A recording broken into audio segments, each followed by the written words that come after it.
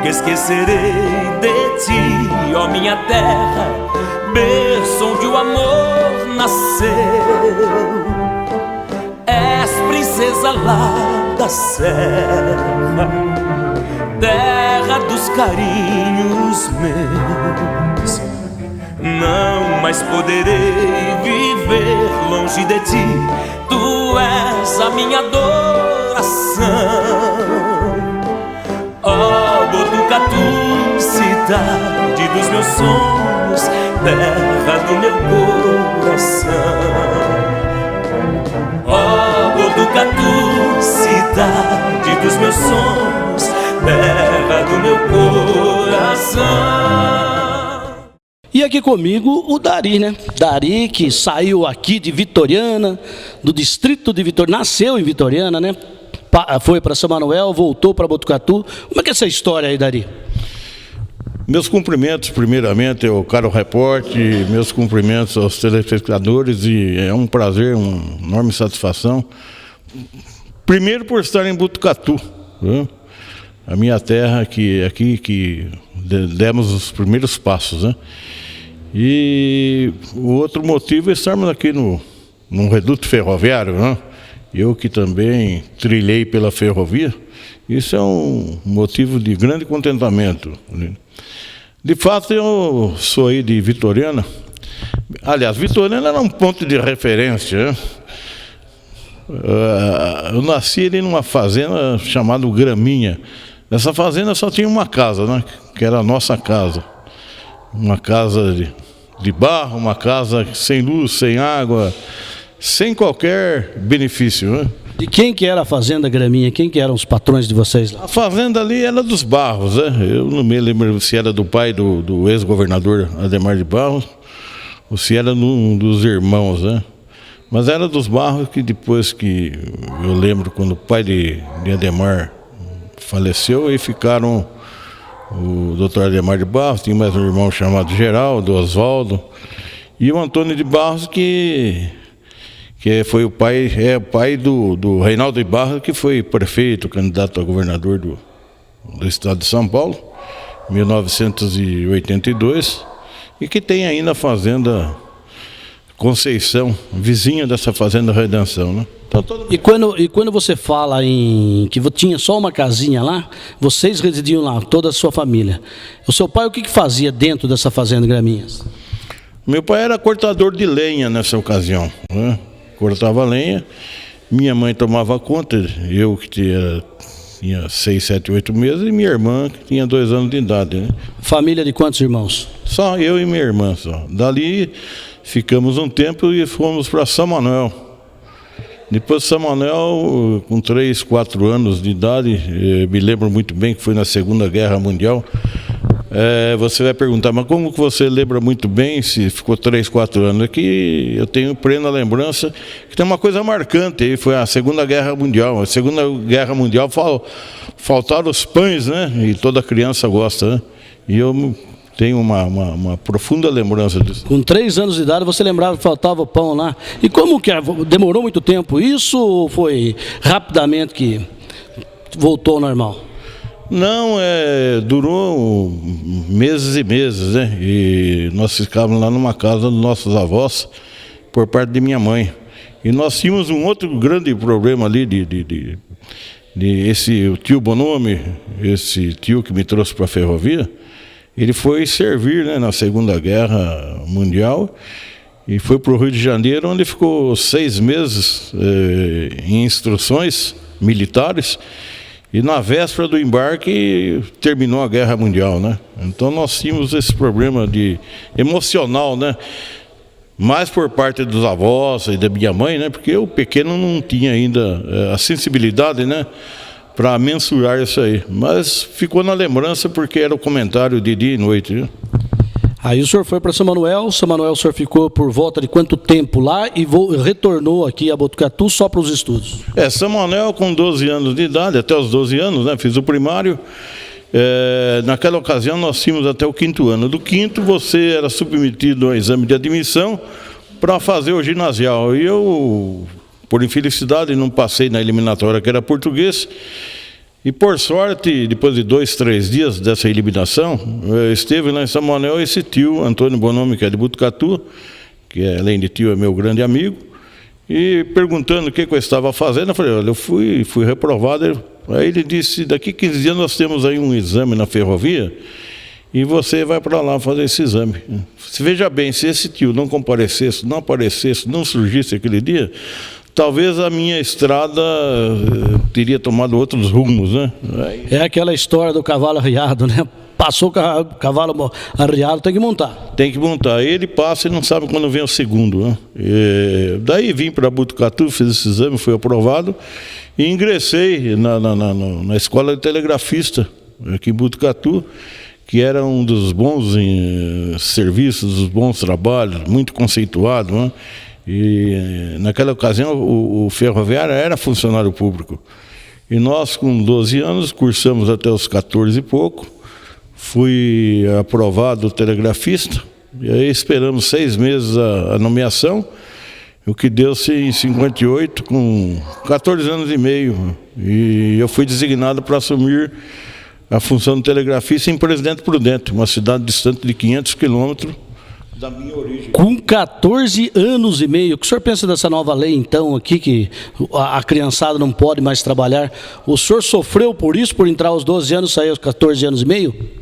Não, pelo contrário. Nós, com 15, 16 anos, já tínhamos a nossa formação profissional definida.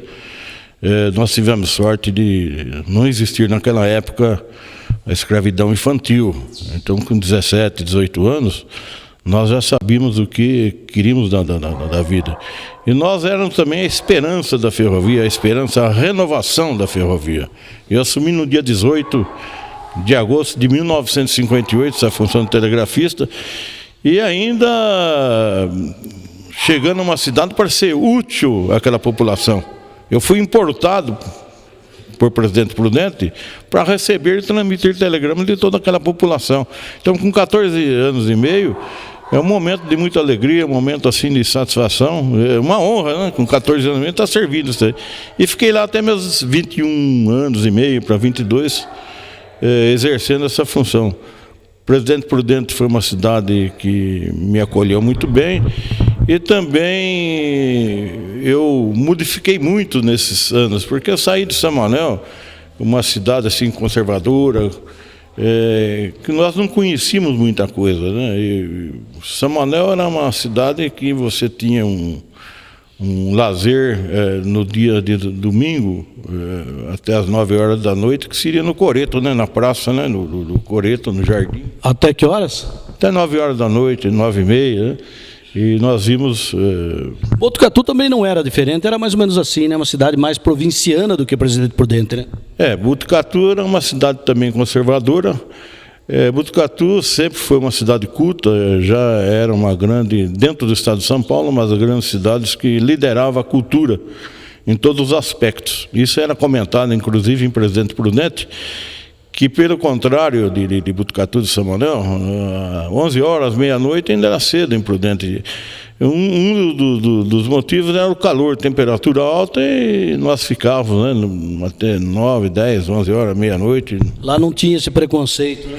Não existia isso aí. Inclusive, era comum as moças estarem passeando também nos dias de semana, né? E, ao contrário de Botucatu, São Manuel, Lençóis Agudos, já era bem diferente, né? Então eu me adaptei a outros costumes e conhecendo outras coisas também, né, Neném? Eu saí muito assim, caipira mesmo, né, de São Manuel. Para você ter uma ideia, os amigos que já estavam em Prudente, isso na primeira semana, falaram-me: Dari, vamos tomar uma salada de fruta? Eu falei, vamos, mas não sabia o que era isso. Eu ia imaginando, como que eles vão botar vinagre nessa salada de fruta? Aí quando nós vimos aquela taça com salada de fruta, um sorvete, um morango em cima, um visual assim bonito e o sabor espetacular, então eu conheci a salada de fruta. Não conhecia também o suco de abacate. Vamos tomar um suco de abacate? Eu intrigava-me e perguntava a mim mesmo, como que vão espremer esse abacate, né? Porque aqui nós comíamos Era o caroço, só tirava o caroço, né? Ou se não, sopinha, né? Com o abacate amassado, com o garfo, com açúcar. O máximo, colocar um pouquinho de limão, né? E depois tinha um outro líquido lá, que era o mate. Vamos tomar mate? Daí eu pensava, 40 graus, tomar mate. E eu conhecia o mate aqui, quente, chá, antes de dormir, né? Que se tomava muito no sítio, em fazenda, né? E o mate lá era batido com pedra de gelo e vinha aquelas fagulhas do gelo. Aquilo era um refrescante, né? Pela alta temperatura de Presidente Prudente. Então são coisas assim que a gente não esquece. E eu lembro e falo comigo, né, que mudança, né? E conhecendo coisas que jamais nós tínhamos presenciado na nossa região. Nós sabemos que a cidade de Presidente Prudente é enorme, né? O que o senhor acha, do que se deve a esse estronoroso população, esse crescimento do Presidente Prudente, e Botucatu, que é uma cidade mais velha, São Manuel, não tem esse crescimento populacional, vamos dizer assim, até mesmo no desenvolvimento lá de Presidente Prudente? Botucatu, São Manuel, enfim, a região aqui era uma região cafeeira, era em função do café. Presidente Prudente, quando cheguei em 65, Prudente estava, se não me engano, fazendo o 35º aniversário, uma cidade nova. Botucatu e São Manuel já tinha feito o centenário. Botucatu de 1855. 1955 fez 100 anos. Então, 55. Eu cheguei em 58. Já era uma cidade centenária. E lá tinha os seus 35, 38 anos. E Presidente Prudente tinha a pecuária, e Prudente era um entroncamento, saída para Mato Grosso, saída para o Paraná. Mato Grosso, você atravessando o Presidente Pitácio, que a distância, uns 80, 90 quilômetros de Presidente Prudente, você, a noroeste, você ia para Campo Grande, e totalmente a oeste, Dourados, que eram cidades crescentes no Mato Grosso. E Prudente, por ser a sua localização geográfica, todo mundo fazia o peão ali. Você indo para a esquerda, atravessando o rio Paranapanema, você estava no norte do Paraná, que eram terras férteis e se cultivava o café, já outras culturas também que estavam sendo desenvolvidas. Em 58 também nós já estávamos com algodão, né? O algodão, amendoim, mas o algodão ele imperava. A ferrovia, ela trazia diariamente, no trem que chegava lá às 9 horas, 2 vagões somente dos nossos irmãos do norte para apanhar algodão. 2 vagões, isso por dia ou por mês? Como é que era? Por dia. Por dia, 2 vagões? 2 vagões, todos os dias às 9 horas, e os agenciadores já ficavam na frente da estação, à espera desses irmãos nordestinos. Para saber a qual fazenda ia se locomover. A maior parte desse pessoal ali era distribuído: Cuiabá Paulista, Santo Expedito, Mirante do Paranapanema, Teodoro Sampaio, Marabá Paulista e outras cidades. Mirante do Paranapanema foi considerado em 1958 ou 59 a capital sul-americana do algodão. Não era do Brasil, não, sul-americano do algodão, viu? Depois houve uma mudança, né, de cultura, e com o término do algodão, evidentemente passaram a termos ali a pecuária, né? E as indústrias não cresceram também como deveria para uma cidade próspera, né? Mas hoje já nós estamos lá com... Eu falo nós estamos porque eu ainda continuo dando consultoria naquelas empresas do sucocoleiro. Temos muita cana também, né? O que falta no momento na região é ferrovia para transportar, né? A rodovia toda, todo mundo, né, que trabalhou na ferrovia, que até mesmo que não trabalharam, mas tem um saudosismo, né? Todo mundo quer que volta. Você acha que é necessário mesmo, como nesses países desenvolvidos?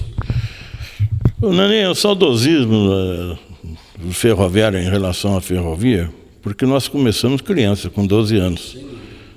Nós sabíamos que entraríamos com 12 anos e iríamos aposentar daqui 30, 35 anos. Eu fui uma exceção, que trabalhei 18 anos, depois pedi demissão para ir para com outras esferas, né? Governamentais e privadas. Mas o ferroviário, ele é saudosista, e eu me considero ferroviário, trabalhei 18 anos, mas considero-me até hoje.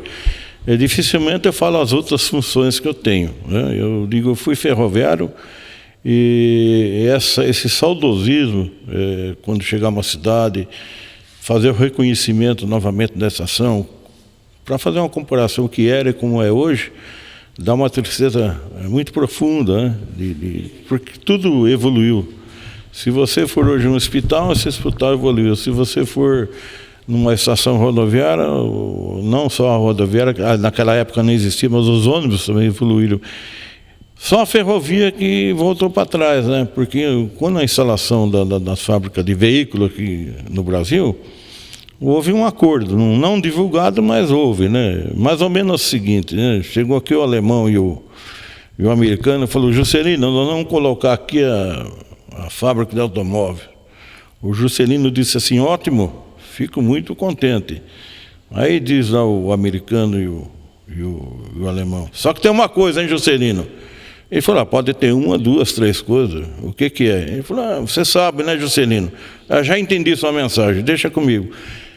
Daquela época para cá começou a desaceleração da ferrovia, cancelamento de ramais, aí foram sucateando, até que chegou na transformação a FEPASA, né? Quando que se deu a transformação de Sorocabana para a FEPASA? 1971. Em julho de 1971, pelo governador lá do Natel. Entendeu o governo, naquela ocasião, que seria necessária a unificação das ferrovias estaduais, que era Sorocabana, Mogiana, Paulista, Araraquarense, tinha mais uma que ia lá para o norte, não me lembro bem o nome. Na sua visão, você acha que isso foi benéfico ou não? Não, porque a ferrovia deveria, até concordo com o suprimento de trens de passageiros, porque não há forma de fazer concorrência com a ferrovia. Você não pode manter uma estrutura com prejuízos enormes, né, em detrimento de outras áreas, educação, saúde, etc. Mas o transporte de carga, ele faz falta até hoje. Se bem que nós temos o problema da bitola, o problema do traçado. Para ter uma ideia, de São Paulo a Presidente Prudente são 734 quilômetros por ferrovia. E por rodovia, 550. Então, 200 e poucos quilômetros a mais, né? Dá uma diferença muito grande, né? Agora, mesmo assim, em competição de frete, a ferrovia ainda fica mais barata. Presidente Prudente tem um trem de Ourinhos que leva os vagões de combustíveis. Ele leva 20, 30 vagões, retorna com eles vazios, que Ourinhos é distribuidora da Petrobras, né? Isso é uma economia de frete. Mas se tivéssemos hoje naquele... Mesmo voltando vazio. Mesmo voltando vazio. Se tivéssemos naquele ramal que a pretensão era chegar em Dourados, e chegou até Dourados Sampaio, Euclides da Cunha, nós teríamos hoje lá nós temos 1, 2, 3, 4 usinas. Tem usinas com produção diária de 600 mil litros de álcool. 600 mil litros, se cada caminhão leva 30 mil litros, então nós temos 20 caminhões. Numa usina, 4, nós temos 80. Então nós teríamos tranquilamente 2 trens diários levando esse combustível, pelo menos com 35% a menos de frete, sem levar em consideração ainda o estrago nas rodovias pelo excesso de caminhões, né? Isso facilitaria também o trânsito, né? O trânsito nas nossas rodovias, ver São Paulo hoje, por exemplo, o senhor que mora lá, não se anda mais em São Paulo, não. São quilômetros e quilômetros de congestionamento.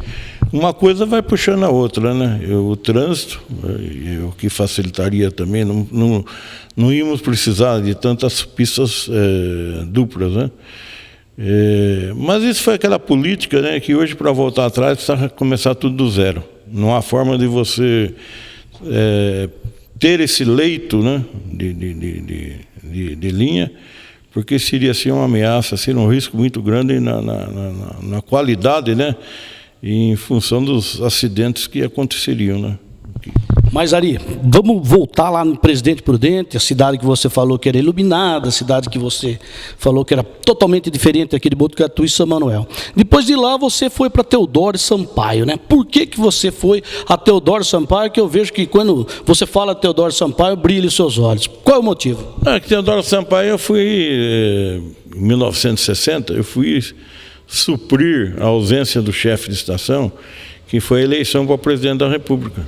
Mesmo porque Teodoro Sampaio era infinitamente bem menor do que Presidente Prudente. Quantos mil habitantes teria Teodoro Sampaio naquela época que você foi lá? O Presidente Prudente tinha 80 mil em 1958. Em 1960, Teodoro Sampaio, no máximo, tinha 2.000 pessoas e era subdistrito, não era município.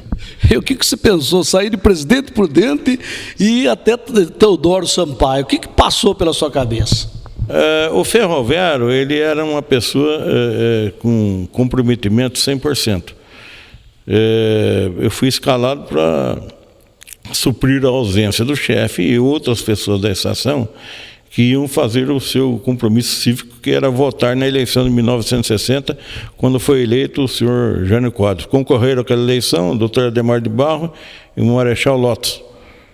Foram os 3 candidatos e ganhou o senhor Jânio Quadros. Eu, por ser menor, não votava, naquela ocasião não era 16 anos, era 18 anos. Então eu fui fazer essa presença em Teodoro Sampaio. Não estava ainda inaugurada a ferrovia, estava em construção, em 1960, em construção. E fiquei ali por 4 dias, até o chefe voltar. Teodoro Sampaio, eu tenho assim uma grata satisfação em lembrar dessa cidade, porque, na verdade, não tinha muito trabalho para fazer, era mais para atender o telégrafo. Que era a sua especialidade. E eu fiquei nesses 4 dias e transmiti 3 telegramas do público, porque além da ferrovia fazer o serviço interno, o serviço seu do dia a dia, ela fazia o serviço externo do público, porque a internet era a ferrovia que fazia. Você ia até a estação, escrevia um telegrama, transmitia esse telegrama para o destino e lá no destino um estafeta ia entregar na casa. Vocês faziam o serviço de correios também, né? Praticamente, né? Mais que o correio, porque daqui, se você partir de Botucatu até Presidente Epitácio, o correio tinha telégrafo em Botucatu, depois ele tinha Avaré, ele tinha em Ourinhos, tinha Assis, Paraguaçu, Presidente Prudente e Presidente Venceslau. Aí sobravam 70 localidades para a ferrovia. E a ferrovia era 24 horas, né? A ferrovia era dia e noite. E o correio era só no expediente do horário normal. Essa minha estada em Teodoro Sampaio fazia com que eu tinha assim, o dia totalmente ocioso. Eu ficava sentado ali, lendo uma revista, e encontrei ali um jornal de mês, não era jornal da semana. O jornal demorava 2, 3 dias para chegar lá também. E eu lia uma reportagem onde o presidente Getúlio Vargas dizia essa reportagem que ele tinha um telegrafista exclusivo para as missões presidenciais. Onde Getúlio fosse, esse telegrafista ia junto. Eu com 17 anos, 16, 17 anos, eu pensei, eu estou num lugar desse, tão assim, longínquo, um lugar desse sem recursos, 9 horas terminava a energia elétrica, que era a motor diesel, né? Por que eu não posso ser também um telegrafista de uma autoridade, né? Isso tudo numa notícia de um jornal velho, que interessante, né? É a história do cavalo, passando arriado de novo. Aí eu voltei, depois de 4 dias para o Presidente Prudente, já com esse pensamento em fazer alguma coisa, porque na vida tudo é planejamento. De que forma que eu poderia, né, chegar a ser telegrafista de alguma autoridade? Através de um concurso, através de uma remoção para São Paulo. Então, o mais viável seria eu pleitear uma remoção para São Paulo, e estando em São Paulo seria mais fácil eu conseguir alguma coisa. Tudo planejadinho na cabeça já. Demorou muito tempo? Demorou muito? 1962, se não me engano, que teve a eleição para governador do estado, o Ademar de Barros esteve fazendo um comício em Presidente Prudente. E depois do comício, nós fomos todos para a casa do presidente do PSP. PSP era o Partido Social Progressista. E naquela aglomeração, uma pessoa gritou: ô, doutor Ademar, tem um conterrâneo do senhor aqui. Aí me levantaram, né? Ele falou: quem é você? Eu falei: eu sou a família do Bonome. Ele falou: meu cozinheiro da minha fazenda. Ele lembrou, olha que bacana. Né? Ele disse: o avô dele aqui é meu cozinheiro. Meu avô trabalhou 64 anos na Fazenda Redenção aqui em São Manuel. Também puderam, não tinha que lembrar, né? Tinha que lembrar. Aí nós sentamos juntos, né, na mesa que ele começou a receber as comitivas para reivindicação, né? E eu junto com o futuro governador ali, né? Que privilégio. Aí ele disse que o Ademar de Barros, ele era meio assim, um tanto extrovertido, né? E ele disse: você é conterrâneo vai beber vamos brindar-se aqui. E veio 2 copos lá, levantamos, e eu tomei num gole. Bebeu uma cachaçinha? Era cachaça, né? Ele falou assim: você é bom disso, hein? Eu falei: olha, doutor Ademar, eu pretendo chegar lá, né? O senhor é autoridade, né? Porque ele bebia uma pinga boa. Né? Mas todo mundo ria, né? Mesmo sem graça as piadas, todos riam, né? Porque...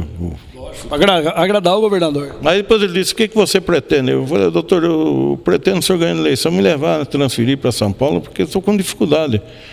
Ele falou assim: você não sabe nem pedir, você tem que pedir cargo. Eu falei: não, doutor, me leva para São Paulo, com o resto eu dou conta lá, né? Eu não, desde aquela época, idade ainda bem jovem, eu não queria nada assim que não fosse pelo senhor, pelo sacrifício.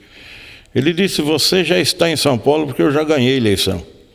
E de fato ele ganhou, depois de um tempinho eu estava também lá. Ele disputou com quem nessa época? Ele com José Bonifácio, não, José Bonifácio foi depois. Ele disputou novamente com Jânio Quadros, né? E ele ganhou a eleição, né? Eu não lembro outro candidato. E o Laudo Natel que assumiu... Não, o Laudo Natel foi vice-governador, não pela chapa do Ademar de Barros. Aí o Ademar... Aí eu planejava da ferrovia fazer um trampolim para o Palácio, como empréstimo, alguma coisa nesse sentido.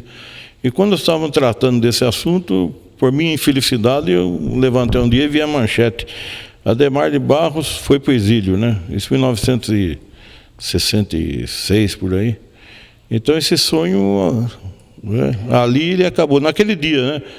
Mas eu já pretendia já fazer alguns concursos, e nesse mesma época eu fui encerrado telegrafista da Transbrasil de voo, mas já fui para um outro lugar, fazer uma inscrição na Marinha Mercante. Mas antes que você conte sobre os governadores de qual o senhor trabalhou, da Marinha Mercante, enfim, nós vamos voltar logo depois dos nossos comerciais, lá em Teodoro Sampaio, porque o Dari viu toda essa história. Enquanto ele vai contando, nós vamos passando as imagens, logo depois dos nossos comerciais. Até já.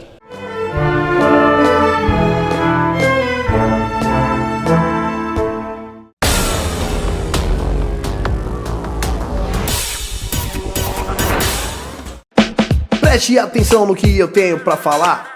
O combate à dengue não pode parar.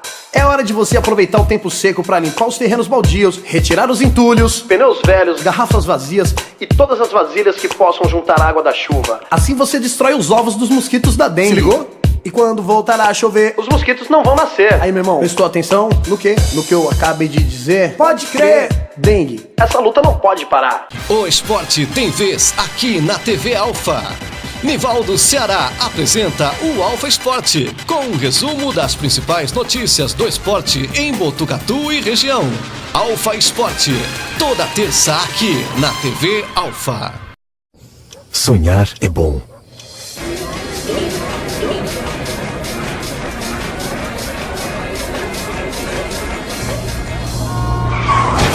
Mas é preciso cuidado para que não se transforme em pesadelo para o resto da vida. Bebida e direção. O efeito do álcool passa. A culpa fica para sempre.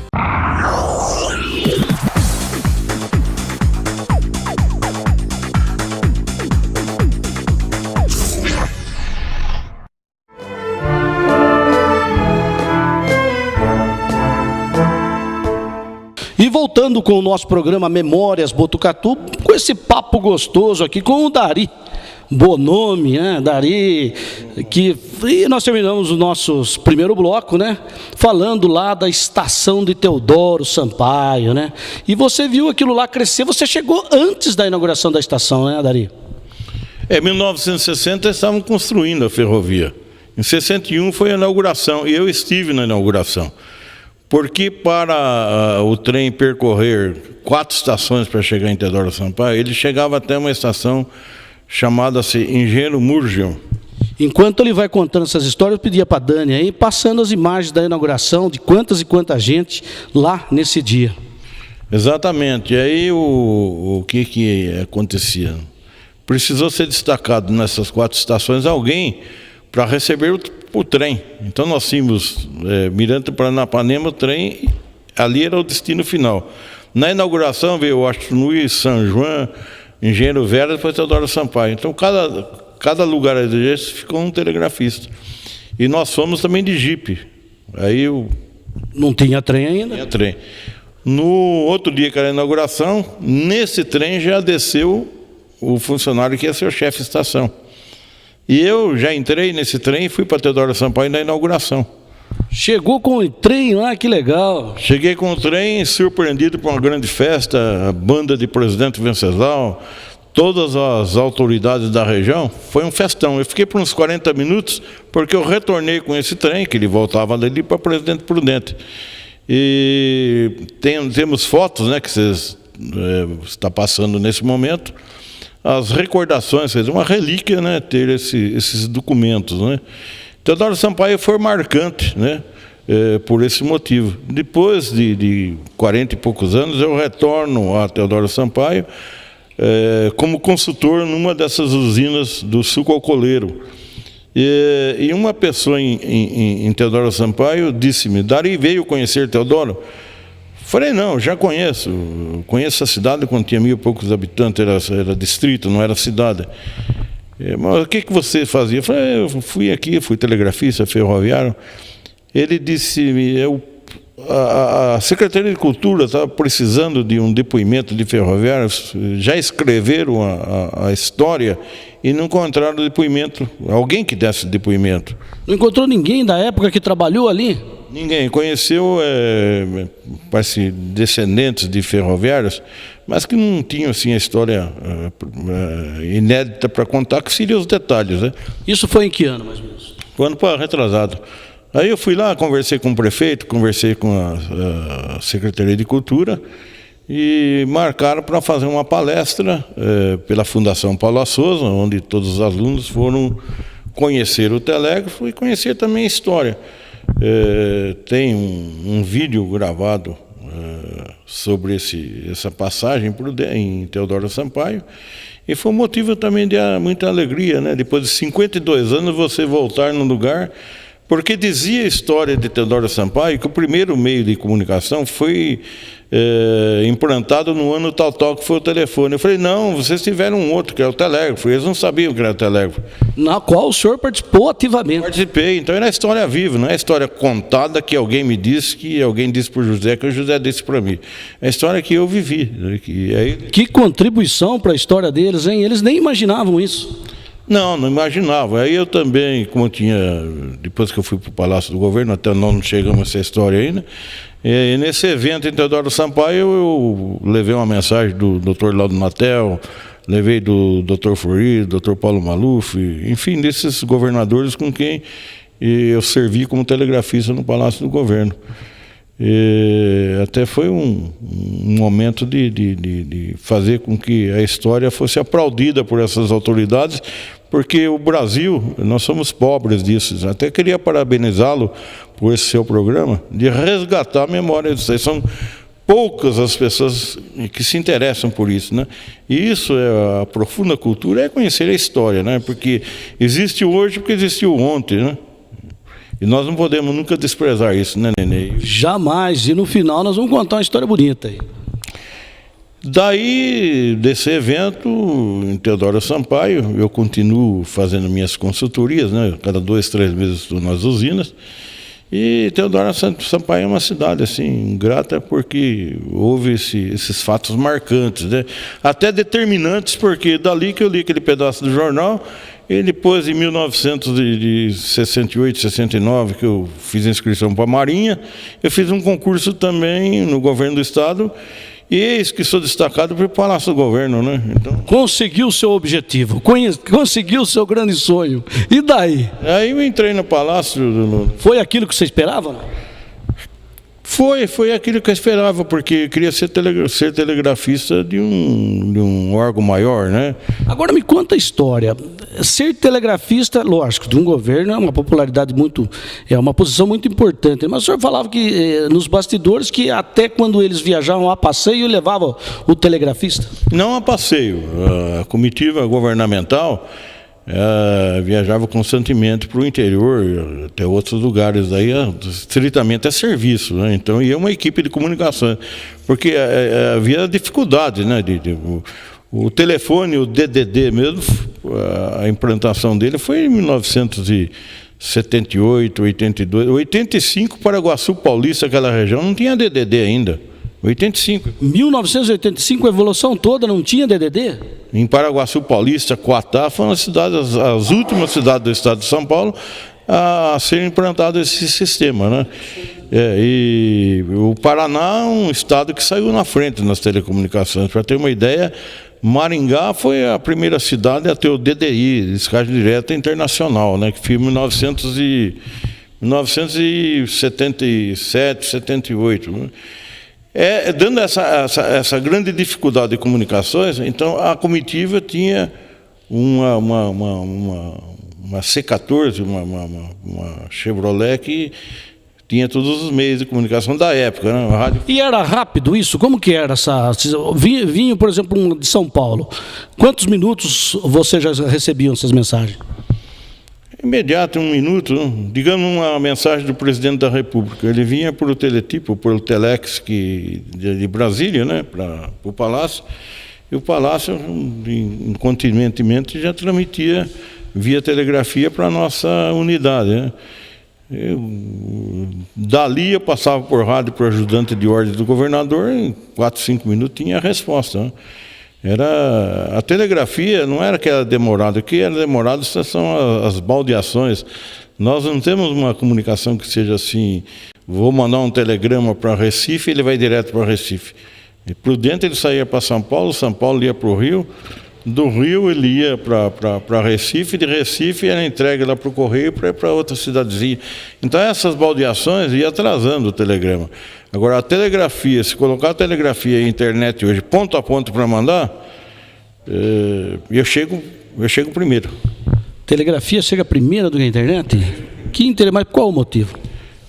O motivo, enquanto ele vai digitar aquilo lá, no código Morse é mais rápido, eu consigo 65 palavras no minuto. E dificilmente você encontra um digitador que faz 65 palavras no minuto.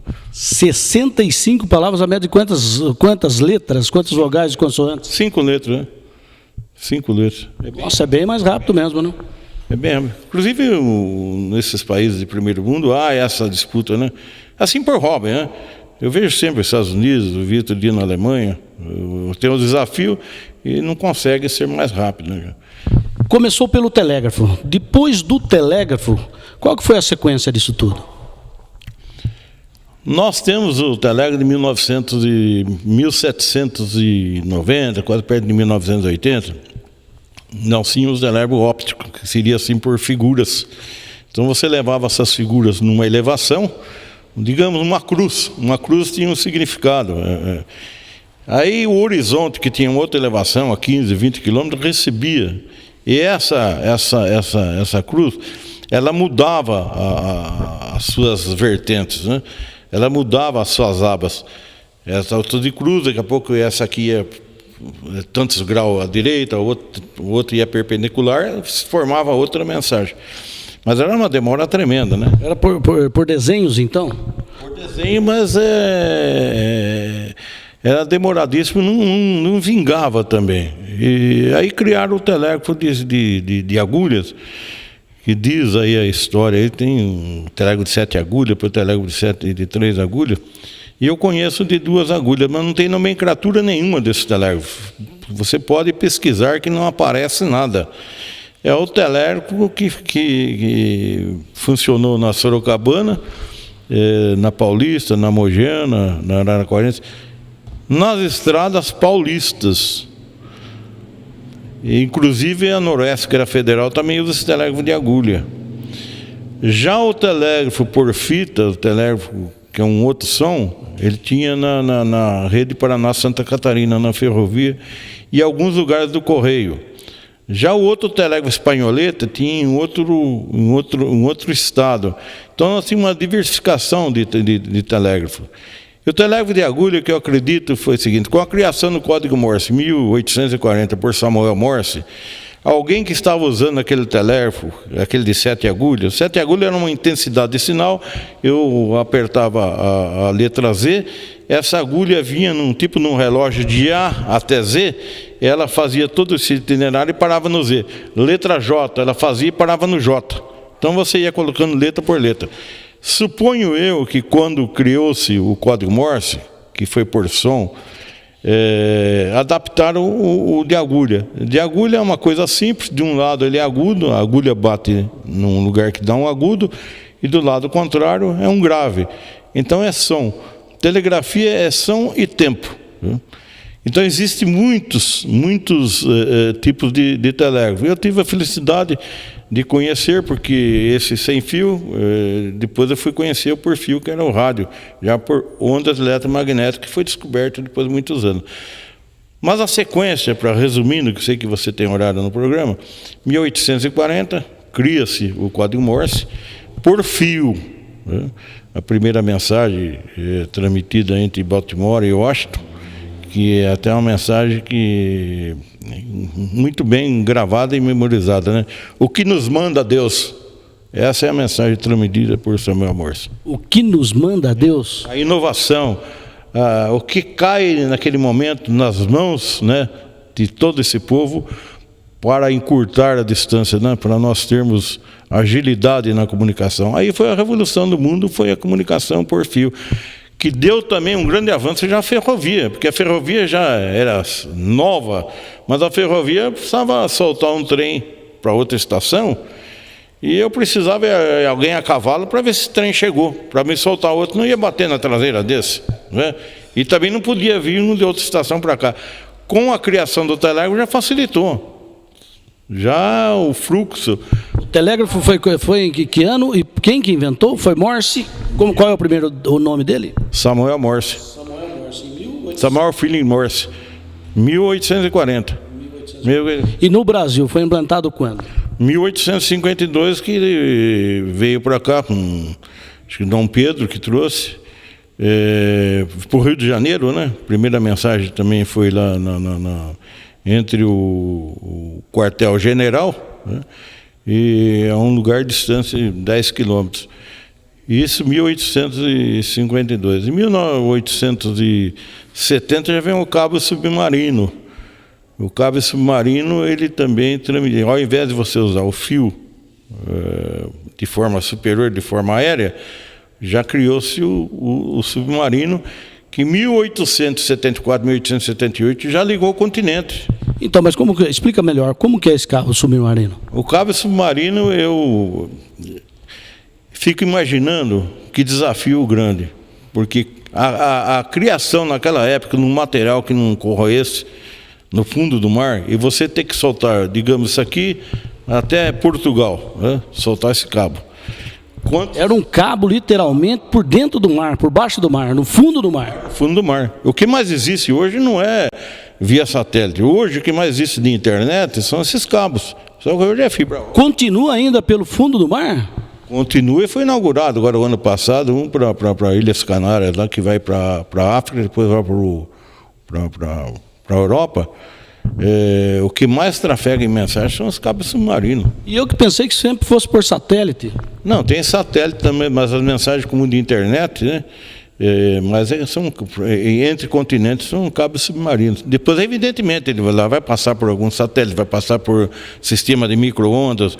Então, nós temos uma grande quantidade de modalidades, né, de encaminhamento de tecnologia, né, para os sinais chegarem a seu destino. Mata uma curiosidade, que grossura que é esse cabo que vai ao fundo do mar, que os peixes não deterioram, sei lá, como que não tem o desgaste? Como que é feito isso daí? Isso, no primeiro cabo ele arrebentou 3 vezes. 3 vezes. É muito grosso? É muito grosso esse cabo? Um pouco menor que uma manilha, né? E hoje não, hoje com... Seria 6 polegadas hoje, mais ou menos. Hoje com a fibra ótica, você passa numa manilha, você passa 1.000 e poucos, 2.000 fios. Cada fio você passa tantas transmissões. Então você veja bem, por isso que não há assim o total congestionamento ainda, né? E como que se dá a manutenção desses cabos no fundo do mar? Ou não existe? Não existe manutenção, ele é trocado também periodicamente em alguns trechos, né, que eles entendem que é mais vulnerável a uma penetração de algum material próprio, né, ali que possa danificar, possa apodrecer alguma coisa. Mas ele é bem preparado, evidentemente. Isso não é todo dia que se faz, né? Mas eu estava com uma matéria completa isso no ano passado sobre cabo submarino, muito interessante. Bom, 1876, que é a criação a descoberta do telefone por Graham-Bell, né? Só que Graham-Bell, ele não estava batalhando para descobrir um telefone. Graham-Bell, ele estava pesquisando a melhoria do telégrafo. E, por um acaso, ele viu que passava a voz num fio. Ele estava numa sala, na outra sala tinha um ajudante, um assistente dele, chamava Watson. E, num dos testes lá, o Watson ouviu o Graham-Bell falando. Aí ele falou: você estava falando, passou aqui, eu ouvi você falando. Aí testaram e ele abandonou totalmente a melhoria do telégrafo e se aprofundou no telefone, né? Aí foi o início, uma outra caminhada. Já em 1892, Hertz, no 1890, Hertz descobre as ondas eletromagnéticas. Descobre o quê? As ondas eletromagnéticas. Por isso que leva o nome dele de Hertz, né? 1896 é esse que Marconi consegue criar uma antena e um rádio que transmite uma emissão que vai pelas ondas eletromagnéticas. Em 1900 é a revolução, já falando do continente para os navios, né?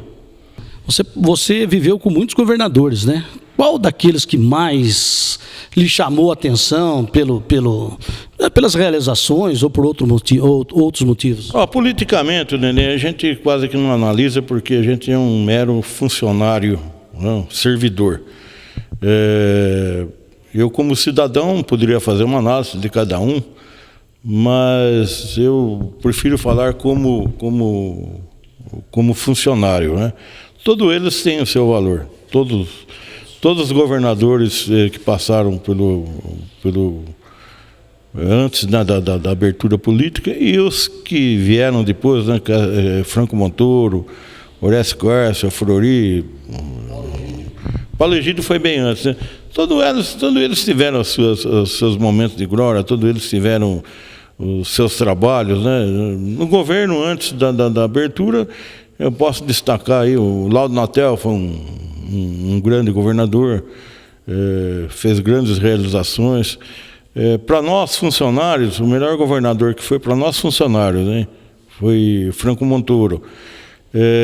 Maluf também, aprendi muito, aprendi a memorizar, que o Maluf, quando chamava de um veículo, ele chamava, digamos que ele estivesse nas ruas lá em São Paulo, ele chamasse o palácio, ele falava: por gentileza, liga para 061 458594 ou 61 489534. Se você falasse: excelência, não entendi, por favor, chame alguém que tenha capacidade. Então eu fui obrigado. Ele tem essa memória, ele é ótimo nisso, né? Aí o que eu fiz? Eu tive fazer uma forma criteriosa de memorização, comigo mesmo. Mas memorizar 50 minutos em 50 números em 1 minuto e meio.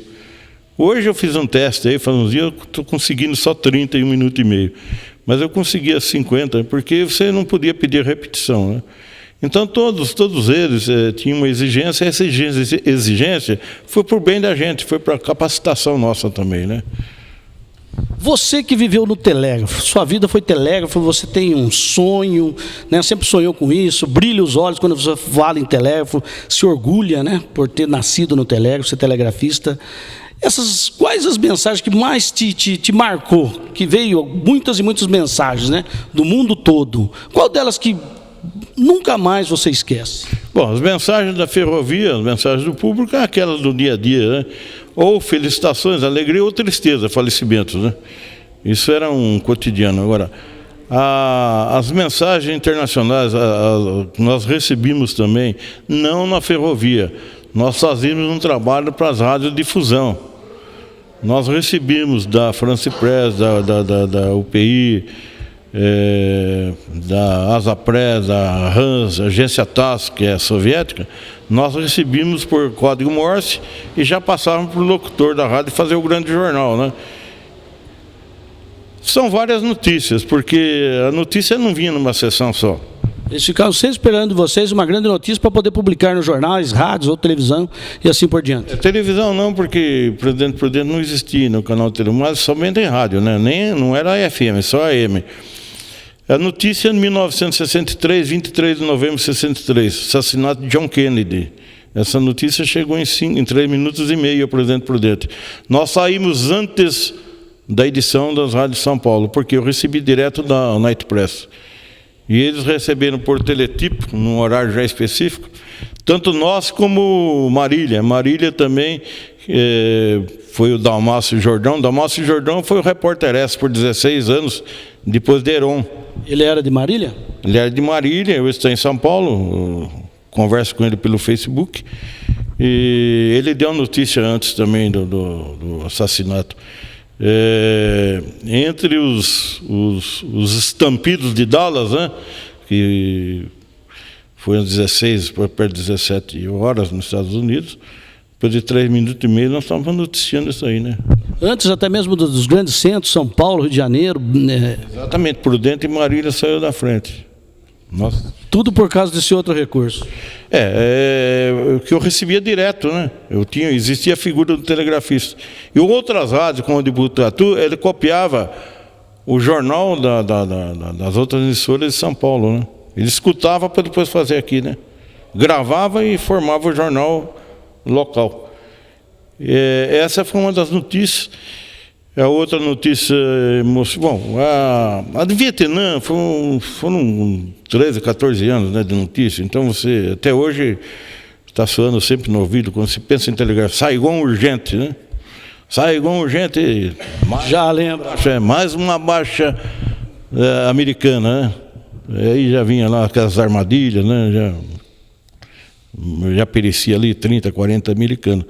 Uma outra que chamou a atenção também foi do Papa João Paulo, 1963. Esse Papa demorou, ele ficou em coma por 20 dias.